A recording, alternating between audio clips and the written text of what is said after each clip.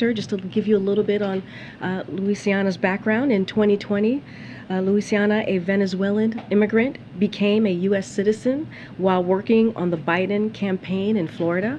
And we are very, very lucky to have her here in the White House, leading our efforts to reach the Hispanic community on TV, radio, social media, and so much more.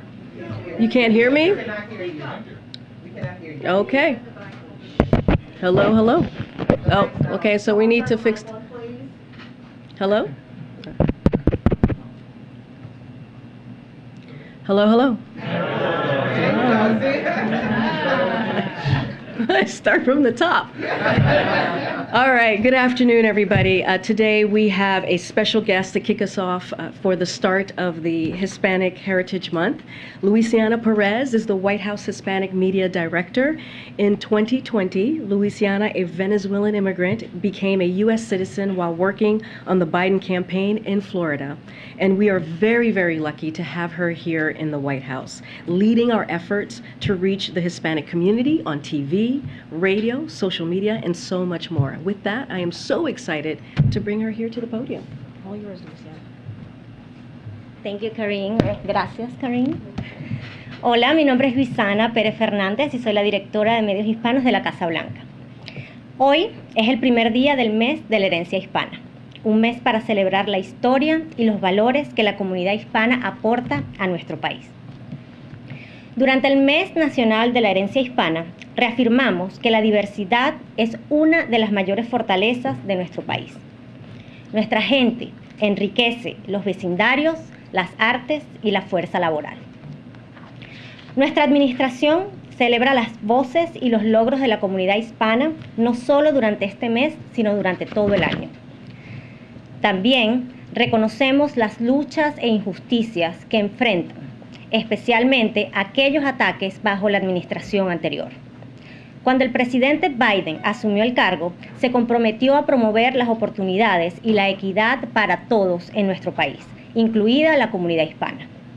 Para el presidente, esa promesa no fueron solo palabras. Su compromiso con nuestra comunidad se puede medir por las acciones y el progreso logrado.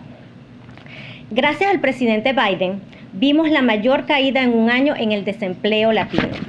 Entregamos miles de millones de dólares en préstamos a pequeñas empresas hispanas. Ampliamos el crédito tributario por hijos para brindar ayuda a millones de familias y reducir la pobreza infantil hispana en más del 40%. Apoyamos mayor equidad para Puerto Rico. Expandimos el acceso a atención médica de calidad a miles de familias latinas.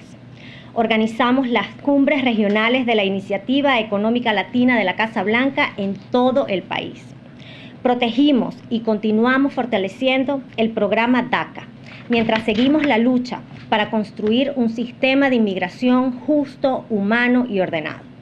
Y recientemente, gracias al programa de alivio de la deuda de préstamos estudiantiles del presidente Biden, casi la mitad de los estudiantes latinos con préstamos federales verán perdonada su deuda. Esta noche, el presidente Biden asistirá a la gala del Instituto del Caucus Congresional Hispano para dar inicio a la celebración del mes de la herencia hispana de la Casa Blanca, donde honrará las contribuciones del Caucus Hispano del Congreso y los líderes latinos.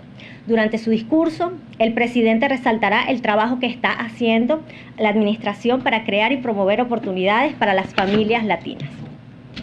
Hoy damos inicio al Mes Nacional de la Herencia Hispana, celebrando el progreso y la prosperidad que continuamos creando para las comunidades latinas desde que el presidente Biden asumió el cargo. Y nos comprometemos una vez más a ayudar a las familias latinas. Gracias. Gracias. Thank you so much, my friend and my colleague. Okay, so just to do the English version here. Today marks the first day of Hispanic Heritage Month, when we honor the rich history and values the Hispanic community contributes to our nation. During National Hispanic Heritage Month, we reaffirm the diversity is one of our country's greatest strengths. The Hispanic community enriches our neighborhoods, small businesses, workshop, media, and arts. We uplift the voices and accomplishments of the Hispanic community, not only during this month, but throughout the year. We also acknowledge the struggles and injustices that they face, particularly under the previous administration's attack against the community. When President Biden took office, he made a commitment to advance opportunity and equity for everyone in our country, including the Hispanic community. For the president, that promise wasn't just words. His commitment to the community was for real action and progress. Thanks to President Biden, we saw the biggest one-year drop in Latina unemployment. Our administration has delivered billions of dollars in loans to Hispanic small businesses, expanded the child tax credit to provide help to millions of families, and reduce Hispanic child poverty by more than 40%.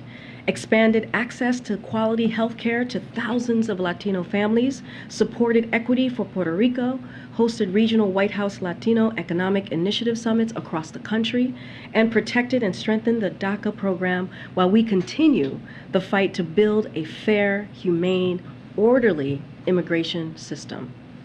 And thanks to President Biden's student loan debt relief program, almost half of Latino students with federal loans will see their debts forgiven.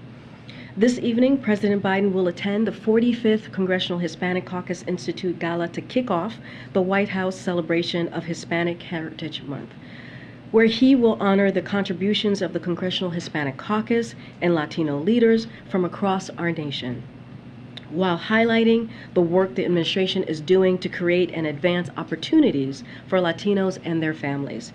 This National Hispanic Heritage Month, we celebrate the progress and prosperity and we are continuing to create for Latino communities since President Biden took office, and we commit to lifting up Latino families.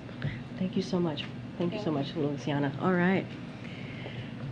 Okay, a couple more at the top for you all. So want to turn to the tentative agreement that you heard the president talk about just moments ago, later this morning, reached overnight, that will keep our railways running. As you heard from President Biden this morning in the Rose Garden, this is a victory for our economy and for the rail workers who work tirelessly to deliver food, medicine, clean drinking water, and more to communities across America every day. The agreement includes well-deserved pay raises, improvements in working conditions, and peace of mind on healthcare costs. And it's also a victory for railway companies who will be able to retain and recruit more workers for their critical industry. The president thanks all parties for working hard to get this done. This would not have been possible without the leadership of President Biden, Secretaries Walsh, Buttigieg, and also Vilsack, and NEC Director Brian Deese, and also his Deputy NEC Director, Celeste Drake. This includes not only the marathon meeting of almost 20 hours that started yesterday, but hundreds of calls from the Biden administration to the various parties' stakeholders over the past many weeks and months. The agreement reached today aligns with President's view that we can build a better America by rebuilding our infrastructure and supply chains here at home, with good-paying jobs and an economy that works for working people. This afternoon, the president will also deliver remarks at the United We Stand Summit at the White House. The president is hosting today's summit to demonstrate that hate-fueled violence has no place in our country. Americans of all faiths and backgrounds have been coming together throughout the event to say that an attack on one group is an attack on all of us. And this morning we announce, and the president will talk more this afternoon about it, that the administration's civic, faith, and private sector groups are all taking action to prevent and address hate-motivated violence and foster unity. You will hear President Biden rally a whole of society response to prevent, respond to, and recover from hate-fueled violence and to foster national unity. He believes every American has a role to play in this effort. The summit will end by honoring a group of uniters, people from around the country who are leading extraordinary work in their communities to stand together and build bridges, heal divides, and stand together against hate. They represent the best of America. Looking ahead, some additional details on President's bilateral meeting that's happening tomorrow with the South African President. Tomorrow, President Biden will host South African President Ramaphosa at the White House. President Biden looks forward to consulting with President Ramaphosa on a range of topics, including climate crisis, opportunities to increase trade and investment to benefit both South Africans, and Americans, and other pressing global challenges. In addition, Vice President Harris will host President Ramaphosa for breakfast tomorrow morning at the Naval Observatory and looks forward to discussing the U.S.-South African partnership on global health security, space cooperation, and other areas of bilateral engagement.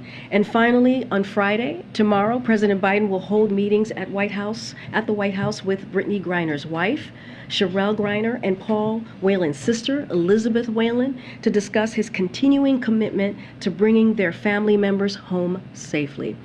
As we have said before, we believe that Russia is wrongfully detaining Brittney and Paul under intolerable circumstances.